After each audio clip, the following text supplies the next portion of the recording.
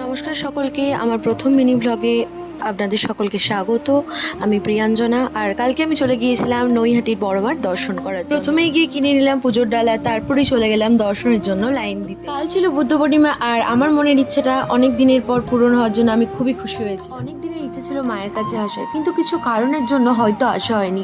তবে এই পূর্ণতিথিতে মা যে তার দর্শন পাইয়ে দেওয়ার আমাকে সুযোগ করে দিয়েছেন, তার জন্য আমি খুবই খুশি হয়েছিলাম। এই পূর্ণতিথিতে অনেক ভক্তগণ মায়ের কাছে পুজো নিবেদনের জন্য এসেছিলেন এবং বেশ বড় লাইন পড়েছিল। তো আশেপাশে বেশ অনেক কটা দোকান ছিল যেখানে এই ফটোগুলো ছিল, এবং আমি এখান থেকে একটি নিয়েও ছিলাম।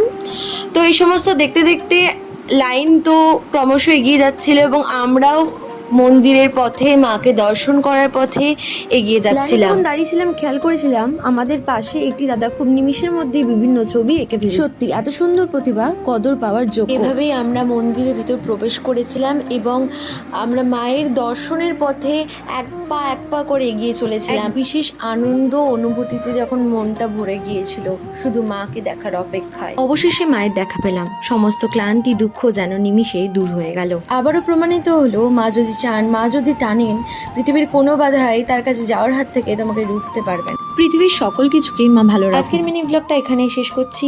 সবাই ভালো থাকবেন, সুস্থ থাকবেন।